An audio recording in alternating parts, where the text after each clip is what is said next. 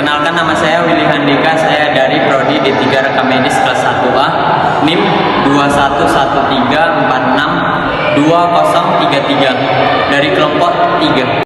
Perkenalkan, nama saya Melisa Elizabeth, NIM 2113462017, Prodi D3 RMIK kelas 1A kelompok 3. Perkenalkan, nama saya Nabila Ayunarsati dengan NIM 2113462018. Analisis rekam medis. Pengisian atau pencatatan rekam medis ada kemungkinan besar terjadi tidak lengkap atau tidak sesuai dengan ketentuan. Hal tersebut disebabkan pelaksanaan pendokumentasian dilakukan oleh banyak pemberi pelayanan kesehatan. Rekam medis diciptakan sebagai aktivitas sekunder mengiringi jalannya pelayanan pasien, maka pendokumentasiannya bisa saja tidak seakurat dan selengkap yang diinginkan. Kesibukan seorang dokter sehingga menulis catatan bisa pada rekam medis yang salah serta terburu-buru sehingga tidak terbaca. Seorang perawat yang sibuk melayani panggilan pasien menjadi lupa mencatat hal-hal yang berkaitan dengan pengobatan pasien yang telah diberikan. Analisis dari pendokumentasian rekam medis yang telah digunakan setelah pasien pulang. Berikut untuk rawat jalan atau UGD terdapat dua analisis. Yang pertama, analisis kuantitatif dan yang kedua analisis kualitatif. Analisis kualitatif.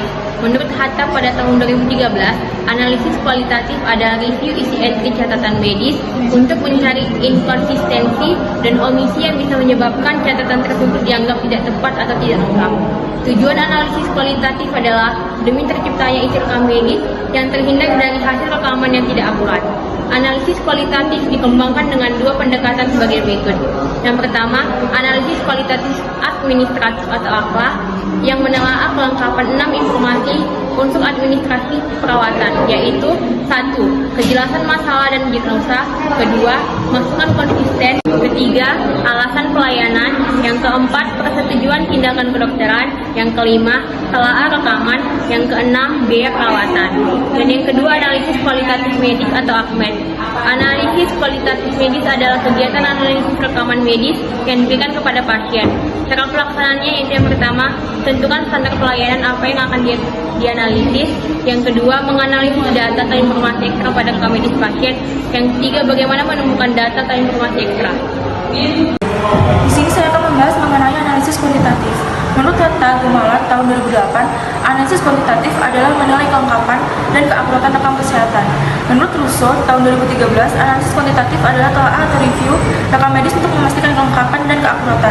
Lanjut ke tujuan analisis kuantitatif. Yang pertama, untuk melengkapi keakuratan yang dapat dikoreksi atau perbaikan sesuai fakta yang terjadi dengan segera saat pasien masih dirawat.